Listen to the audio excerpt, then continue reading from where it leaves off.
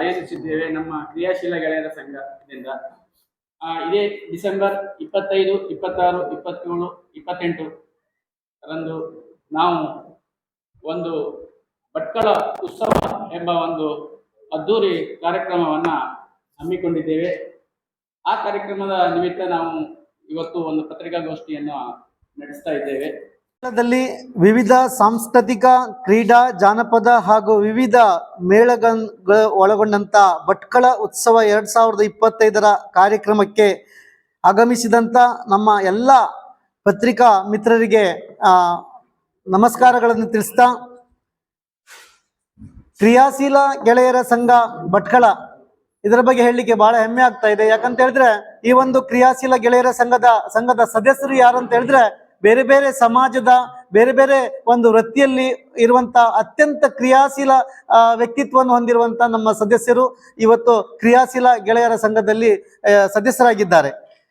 ಕ್ರಿಯಾಶೀಲ ಗೆಳೆಯರ ಸಂಘ ಭಟ್ಕಳ ನಮ್ಮ ಸಂಘವು ಕಳೆದ ಅನೇಕ ವರ್ಷಗಳಿಂದ ಸಾಮಾಜಿಕ, ಸಾಂಸ್ಕೃತಿಕ, ಧಾರ್ಮಿಕ, ಕ್ರೀಡಾ ಮತ್ತು ಆರೋಗ್ಯ ಕುರಿತಾದ ಹಲವಾರು ಜನಹಿತ ಕಾರ್ಯಕ್ರಮಗಳನ್ನು ಭಟ್ಕಳ ತಾಲೂಕಿನಲ್ಲಿ ಅತ್ಯಂತ ಕ್ರಿಯಾಶೀಲವಾಗಿ ಹಮ್ಮಿಕೊಂಡು ಬಂದಿರುತ್ತೇವೆ. ಅದರಲ್ಲಿ ವಿಶೇಷ ಕಾರ್ಯಕ್ರಮಗಳು ರಕ್ತದಾನ ಶಿಬಿರ, ಆರೋಗ್ಯ ಶಿಬಿರ, ಹೃದಯ ತಪಾಸಣಾ ಶಿಬಿರ, ಕ್ಯಾನ್ಸರ್ ಜಾಗೃತಿ ಮ್ಯಾರಥಾನ್, ಹಣ್ಣು ವಿತರಣಾ ಕಾರ್ಯಕ್ರಮ, ಸ್ವಚ್ಛತಾ ಕಾರ್ಯಕ್ರಮ, ಅದರಲ್ಲೂ ಭಟ್ಕಳ ಆಸ್ಪತ್ರೆಯ ಅಭಿವೃದ್ಧಿಗೆ ಸಂಪೂರ್ಣ ನಾವು ಸಹಕಾರವನ್ನು ಕೂಡ ನೀಡಿದ್ದೇವೆ. ಅದೇ ರೀತಿಯಲ್ಲಿ ಕ್ರೀಡಾ ವಿಷಯವಾಗಿ ವಾಲಿಬಾಲ್, ಚೆಸ್ ಪಂದ್ಯಾವಳಿಗಳನ್ನು ಹೀಗೆ ಅನೇಕ ಕಾರ್ಯಕ್ರಮಗಳನ್ನು ಯಶಸ್ವಿಯಾಗಿ ನಡೆಸಿಕೊಂಡು ಬಂದಿದ್ದು ಭಟ್ಕಳ ಜನರ ಪ್ರೀತಿಗೆ, ವಿಶ್ವಾಸಕ್ಕೆ ಪಾತ್ರರಾಗಿದ್ದೇವೆ. ಕೊರೋನಾ ಸಮಯದಲ್ಲಿ ನಮ್ಮ ಸಂಘದ ಸದಸ್ಯರು ಶವ ಸಂಸ್ಕಾರ ಹಾಗೂ ವಿವಿಧ ಸೇವಾ ಚಟುವಟಿಕೆಗಳಲ್ಲಿ ಪಾಲ್ಗೊಂಡು ಸಾಮಾಜಿಕ ಸೇವೆ ಮಾಡುವುದರ ಮೂಲಕ ಭಟ್ಕಳ ಆಡಳಿತಕ್ಕೆ ಸಹಕಾರ ನೀಡಿದಲ್ಲದೆ ತಾಲೂಕು ಆಡಳಿತದಿಂದ ಸ್ವಾತಂತ್ರ್ಯೋತ್ಸವದ ಸಮಯದಲ್ಲಿ ಪ್ರಶಸ್ತಿಯನ್ನು ಕೂಡ, ಸನ್ಮಾನವನ್ನು ಕೂಡ ಪಡೆದುಕೊಂಡಿರುತ್ತಾರೆ. ಇವತ್ತು ನಮಗೊಂದು ಸುವರ್ಣಾವಕಾಶ ಸಿಕ್ಕಿದೆ. ಭಟ್ಕಳ ಜನತೆಗೆ ಅನೇಕ ವರ್ಷಗಳಿಂದ ನಮ್ಮ ಊರಲ್ಲಿ ಭಟ್ಕಳ ಉತ್ಸವ ನಡಿಬೇಕು ಎನ್ನುವಂತ ಬಹಳ ಆಸೆ ಇದೆ. ಪಕ್ಕದ ಬೈಂದೂರಲ್ಲಿ, ಕುಂದಾಪುರದಲ್ಲಿ, ಕಾರವಾರದಲ್ಲಿ, ಕುಮಟಾದಲ್ಲಿ ಭಟ್ಕಳ ಉತ್ಸವ ನಡೀತಾ ಇದೆ. ಆದ್ರೆ ಭಟ್ಕಳದಲ್ಲಿ ಭಟ್ಕಳ ಉತ್ಸವ ನಡೀತಾ ಇಲ್ಲ ಎನ್ನುವಂತ ದೃಷ್ಟಿಯಿಂದ ನಮ್ಮ ಕ್ರಿಯಾಶೀಲ ಗೆಳೆಯರ ಸಂಘ ಭಟ್ಕಳ ಉತ್ಸವ ಮಾಡಬೇಕೆನ್ನುವಂತ ಒಂದು ತೀರ್ಮಾನವನ್ನು ಪಡ್ಕೊಂಡ್ರು. ಭಟ್ಕಳದಲ್ಲಿ ವಿವಿಧ ಸಾಂಸ್ಕೃತಿಕ, ಕ್ರೀಡಾ, ಜಾನಪದ ಮತ್ತು ವಿವಿಧ ಮೇಳಗಳನ್ನು ಒಳಗೊಂಡಂತ ಈ ವರ್ಷದ ಅತ್ಯಂತ ದೊಡ್ಡ ಹಾಗೂ ಭಟ್ಕಳದ ಜನತೆಗೆ ಪ್ರೀತಿಪೂರ್ವಕವಾದಂತ ಭಟ್ಕಳ ಉತ್ಸವ 2025 ಎನ್ನುವಂತ 4 ದಿನದ ಕಾರ್ಯಕ್ರಮವನ್ನು ದಿನಾಂಕ 25/12/2025ರಿಂದ 28/12/2025ವರೆಗೆ ವೆಂಕಟಾಪುರದ ಹತ್ತಿರ ಜಾಗಟೆಬೈಲ್ನ ಖಾಸಗಿ ಮೈದಾನ ಕಾಜಿಯಾ ಕಾಂಪೌಂಡ್ ನಲ್ಲಿ ಹಮ್ಮಿಕೊಳ್ಳಲಾಗಿದೆ. ಈ ಒಂದು ಐತಿಹಾಸಿಕ ಕಾರ್ಯಕ್ರಮವು ಸಾಮರಸ್ಯದ ಸಂಕೇತವಾಗಿದ್ದು ವಿವಿಧ ಸಮುದಾಯದ ಮುಖಂಡರುಗಳನ್ನು ಹಾಗೂ ವಿವಿಧ ಇಲಾಖೆಯ ಅಧಿಕಾರಿಗಳನ್ನು ಹಾಗೂ ವಿವಿಧ ಸಂಘ ಸಂಸ್ಥೆಗಳ ಪದಾಧಿಕಾರಿಗಳನ್ನು ಈ ಒಂದು ಭಟ್ಕಳ ಉತ್ಸವದ ಮೇಳದಗಳ ಪ್ರದರ್ಶನ, ಸಭಾ ಕಾರ್ಯಕ್ರಮ ಹಾಗೂ ಸಾಂಸ್ಕೃತಿಕ ಕಾರ್ಯಕ್ರಮಕ್ಕೆ ಆಹ್ವಾನಿಸುವುದರ ಮೂಲಕ ಎಲ್ಲರನ್ನು ಜೊತೆಗೂಡಿಸಿಕೊಂಡು ಈ ಒಂದು ಭಟ್ಕಳ ಉತ್ಸವವನ್ನು ನಾವು ಕಾರ್ಯಕ್ರಮವನ್ನು ಮಾಡ್ತಾ ಇದ್ದೇವೆ. ಅದರ ಮಧ್ಯದಲ್ಲಿ ನಮ್ಮ ಈ ಒಂದು ಕಾರ್ಯಕ್ರಮಕ್ಕೆ ಅತ್ಯಂತ ಸಂಪೂರ್ಣವಾದಂಥ ಸಹಕಾರವನ್ನು ನೀಡಿದಂಥವರು ನಮ್ಮ ಮಾನ್ಯ ಸಚಿವರಾದಂಥ ಶ್ರೀ ಮಹಂಕಾಳ ವೈದ್ಯರವರು. ಇವರ ಹತ್ತಿರ ಹೋದಾಗ ನಮಗೆ ಒಳ್ಳೆ ರೀತಿಯಲ್ಲಿ ನಮಗೆ ಸಹಕಾರ ಸಿಕ್ಕಿದೆ, ಸಂಪೂರ್ಣ ಸಹಕಾರ ಸಿಕ್ಕಿದೆ. ಅದೇ ರೀತಿಯಲ್ಲಿ ಅನೇಕ ಸಂಘ ಸಂಸ್ಥೆಗಳ ಪದಾಧಿಕಾರಿಗಳು ಕೂಡ ನಮಗೆ ಸಂಪೂರ್ಣ ಸಹಕಾರವನ್ನು ಮಾಡಿದ್ದಾರೆ. ಈ ಕಾರ್ಯಕ್ರಮವನ್ನು ಒಳ್ಳೆಯ ರೀತಿಯಿಂದ ಯಶಸ್ವಿಯಾಗಲಿ ಅಂತ ಹಾರೈಸಿದ್ದಾರೆ. ಜೊತೆಯಲ್ಲಿ ನಮ್ಮ ಜೊತೆಯಲ್ಲಿದ್ದಂಥ ನಜೀರ್ ಕಾಸಿಂಜಿ ಮತ್ತು ವೆಂಕಟೇಶ್ ಜಿ ಅವರು ಕೂಡ ಬಹಳ ಅತ್ಯಂತ ನಮ್ಮ ಜೊತೆಯಲ್ಲಿ ಸಹಕಾರ ಕೊಟ್ಟಿದ್ದಾರೆ. ಅವರಿಗೂ ಕೂಡ ಈ ಸಂದರ್ಭದಲ್ಲಿ ಧನ್ಯವಾದ ಹೇಳ್ತಾ ಇದ್ದೇನೆ. ನಮಸ್ಕಾರ. ಇವತ್ತು ಏನು ನಮ್ಮ ಭಟ್ಕಳದಲ್ಲಿ ಅದ್ದೂರಿಯಾಗಿ ಭಟ್ಕಳ ಉತ್ಸವ 2025 ಎನ್ನುವ ಒಂದು ಐತಿಹಾಸಿಕ ಕಾರ್ಯಕ್ರಮಕ್ಕೆ ನಮ್ಮ ಕ್ರಿಯಾಶೀಲ ಗೆಳೆಯರ ಸಂಘ ಹಾಗೂ ವಿವಿಧ ಸಂಘ ಸಂಸ್ಥೆಗಳ ಸಹಕಾರದೊಂದಿಗೆ ನಾವು ಒಂದು ಹೆಜ್ಜೆಯನ್ನು ಇಟ್ಟಿದ್ದೇವೆ. ಎಲ್ಲ ಕಡೆ ನಮಗೆ ಸಕಾರಾತ್ಮಕವಾಗಿ ಸ್ಪಂದನೆ ದೊರೀತಾ ಇದೆ. ಮುಂದೆಯೂ ಎಲ್ಲ ಭಟ್ಕಳದ ಜನರ ಹಾಗೂ ಎಲ್ಲ ಸಂಘ ಸಂಸ್ಥೆಗಳ, ಎಲ್ಲ ರಾಜಕೀಯ ಮುಖಂಡರ, ಎಲ್ಲ ಸಂಘ ಸಂಸ್ಥೆಗಳ ಮುಖಂಡರ ಹಾಗೂ ವಿಶೇಷವಾಗಿ ಭಟ್ಕಳ ಜನತೆಯ, ಅಂದರೆ ಇದೊಂದು ಭಟ್ಕಳಿಗರ ಕಾರ್ಯಕ್ರಮ ಎನ್ನುವ ರೀತಿಯಲ್ಲಿ ನಾವು ಎಲ್ಲರನ್ನು ಒಟ್ಟುಗೂಡಿಸ್ಕೊಂಡು ಈ ಒಂದು ಕಾರ್ಯಕ್ರಮವನ್ನು ನಾವು ಹಮ್ಮಿಕೊಂಡಿದ್ದೇವೆ. ಈಗ ಎಲ್ಲರೂ ನಮಗೆ ಈ ಒಂದು ಕಾರ್ಯಕ್ರಮ ನೀವು ಮಾಡ್ತಾ ಇರುವುದು ತುಂಬಾ ನಿಜವಾಗಿಯೂ ಬೇಕಿತ್ತು. ಯಾಕಂದ್ರೆ ನಾವು ನಮ್ಮ ಅಧ್ಯಕ್ಷರು ಹೇಳಿದಾಗೆ ಎಲ್ಲಾ ಕಡೆ ಉತ್ಸವಗಳು ನಡೀತವೆ. ಅಂದ್ರೆ ಸಾಮಾಜಿಕ ಉತ್ಸವ, ಧಾರ್ಮಿಕ ಉತ್ಸವಗಳು ಎಲ್ಲ ಕಡೆ ನಡೀತವೆ. ಆದ್ರೆ ಸಾಮಾಜಿಕ ಉತ್ಸವ, ಸಾಂಸ್ಕೃತಿಕ ಉತ್ಸವ ಅಂತ ಬಂದಾಗ ನಾವೆಲ್ಲೋ ಭಟ್ಕಳದವರು ಹಿಂದಿದ್ದೀವಿ ಅನ್ನೋದು ಒಂದು ಕೊರಗು ನಮ್ಮ ಭಟ್ಕಳಿಗರಲ್ಲಿತ್ತು. ಯಾಕಂದ್ರೆ ಪಕ್ಕದಲ್ಲಿ ಬೈಂದೂರದಲ್ಲಿ ಹಿಂದಿನ ವರ್ಷ ಪ್ರಾರಂಭವಾಯಿತು, ಅದೇ ರೀತಿ ಬೇರೆ ಬೇರೆ ಕಡೆ ಏನ್ ನಡೀತಾ ಇದೆ. ಆದ್ರೆ ನಮ್ಮ ಭಟ್ಕಳದಲ್ಲಿ ಏನೋ ಒಂದು ಇದು ಮಾಡ್ಲಿಕ್ಕೆ ಆಗೋದಿಲ್ಲ, ಇಲ್ಲ ಮಾಡ್ಲಿಕ್ಕೆ ಹೋದ್ರೆ ಏನಾದ್ರೂ ಸಮಸ್ಯೆ ಆಗ್ತದೋ ಏನಾಗ್ತದೋ ಅನ್ನೋ ಒಂದು ಅಧಿಕಾರಿ ವರ್ಗದಲ್ಲೂ ಇದೆ, ಮತ್ತೆ ನಮ್ಮ ಸಾರ್ವಜನಿಕರಲ್ಲೂ ಇತ್ತು. ಆದ್ರೆ ಇವತ್ತು ನಾವು ಆದಷ್ಟು ಎಲ್ಲರನ್ನು ವಿಶ್ವಾಸಕ್ಕೆ ಪಡೆದು ಒಂದು ಹೆಜ್ಜೆ ಮುಂದಿಟ್ಟಿದ್ದೇವೆ ಎಲ್ಲರ ಸಹಕಾರದಿಂದ.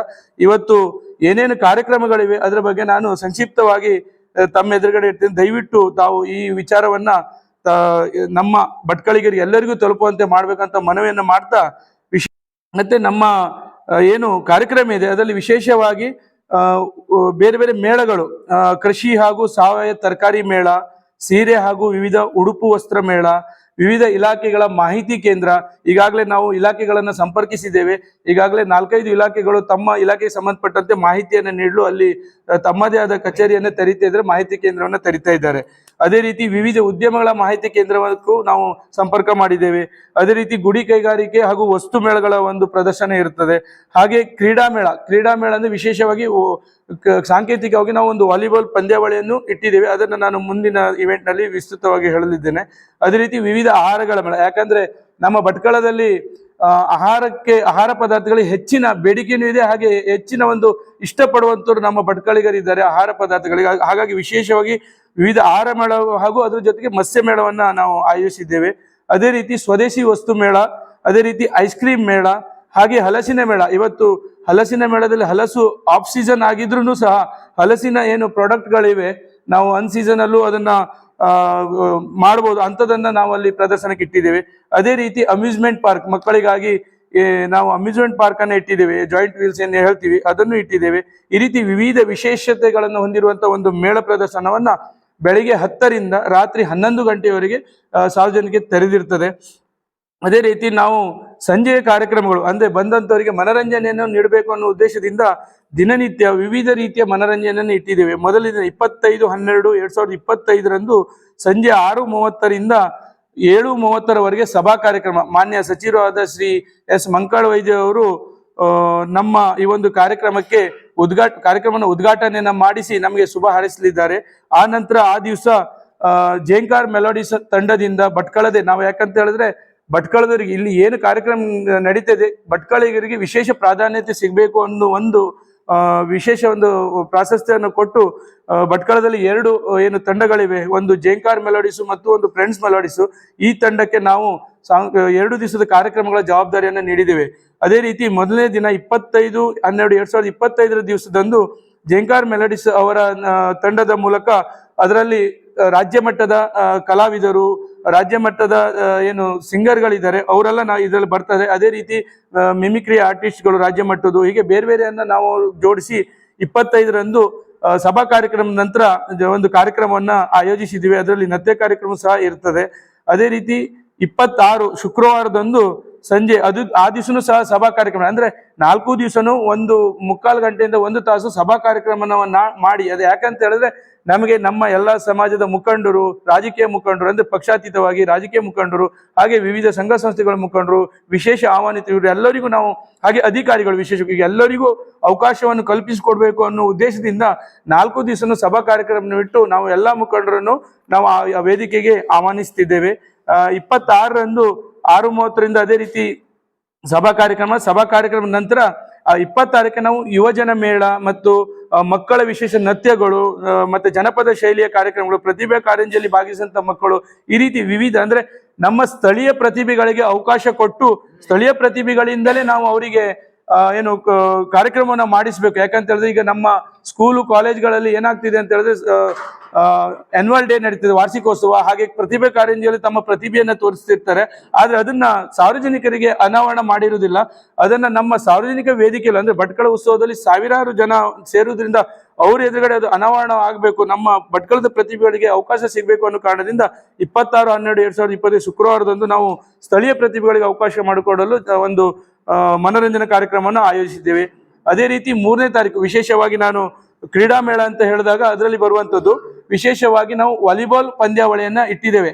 ಇದರಲ್ಲಿ ನಾವು ನಮ್ಮ ಭಟ್ಕಳದಲ್ಲಿ ವಾಲಿಬಾಲ್ ಅನ್ನ ದಿನನಿತ್ಯ ಆಡುವಂತ ಆಟಗಾರರನ್ನ ಗುರುತಿಸಿ ಅವರಿಗೆ ನಾವು ಮುನ್ನೆಲೆಗೆ ತರಬೇಕು ಅನ್ನೋ ಕಾರಣದಿಂದ ವಿಶೇಷವಾಗಿ ಭಟ್ಕಳದಲ್ಲಿ ಇರುವಂತ ಒಂದು 48 ಆಟಗಾರರನ್ನ ವಾಲಿಬಾಲ್ ಆಟಗಾರರನ್ನ ಗುರುತಿಸಿ ಅವ್ರ ಮೂಲಕ 6 ತಂಡವನ್ನ ಮಾಡಿ, ಹಾಗೆ ಅದಕ್ಕೆ ಪಕ್ಕದ ತಾಲೂಕಿನ ಐಕಾನ್ ಪ್ಲೇಯರ್ಗಳನ್ನ ಜೋಡಿಸಿ ನಾವು ಅವರನ್ನು ಸಹ ತಂಡವನ್ನ ಮಾಡಿ 6 ತಂಡವನ್ನ ಮಾಡಿ ಹೊನಲು ಬೆಳಕಿನ ವಾಲಿಬಾಲ್ ಪಂದ್ಯಗಳನ್ನ ಆಡಿಸ್ತಾ ಇದ್ದೀವಿ.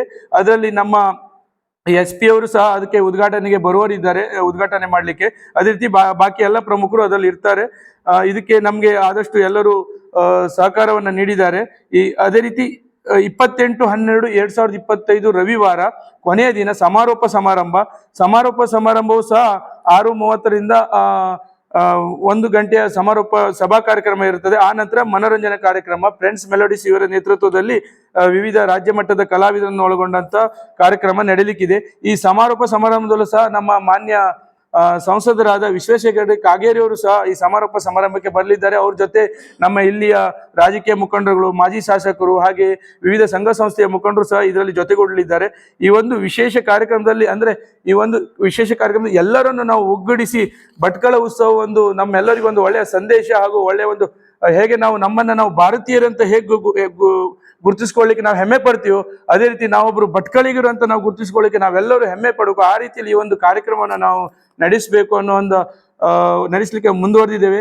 ದಯವಿಟ್ಟು ಎಲ್ಲಾ ಸಾರ್ವಜನಿಕರು, ಅದರಲ್ಲೂ ಭಟ್ಕಳಿಗರು ಈ ಒಂದು ಕಾರ್ಯಕ್ರಮದಲ್ಲಿ, ಅದೇ ರೀತಿ ಅಕ್ಕಪಕ್ಕದ ತಾಲೂಕಿನವರು ಸಹ ಈ ಒಂದು ಕಾರ್ಯಕ್ರಮಕ್ಕೆ ಬಂದು ಈ ಕಾರ್ಯಕ್ರಮದ ಮನೋರಂಜನಾ ಕಾರ್ಯಕ್ರಮಗಳಿರ್ಬೋದು, ವಿವಿಧ ಮೇಳಗಳ ಪ್ರದರ್ಶನದಲ್ಲಿ ಭಾಗವಹಿಸುವಂಥದ್ದು ಎಲ್ಲದರಲ್ಲೂ ತಾವು ಬಂದು ಭಾಗವಹಿಸಬೇಕು. ಹಾಗೆ ನಮಗೆ ಎಲ್ಲಾ ರೀತಿಯಲ್ಲೂ ಸಹಕಾರವನ್ನು ಕೋರ್ತಿದ್ದೇವೆ. ಅದೇ ರೀತಿ ಅಧಿಕಾರಿಗಳು ಸಹ ವಿವಿಧ ಇಲಾಖೆಯಿಂದ ಸಹ ನಮಗೆ ಸಕಾರಾತ್ಮಕವಾಗಿ ಇಲ್ಲಿ ತನಕ ಸ್ಪಂದಿಸಿದ್ದಾರೆ. ಮುಂದೆಯೂ ಅವರ ಸ್ಪಂದನೆ ನಮಗೆ ಇರ್ತದೆ.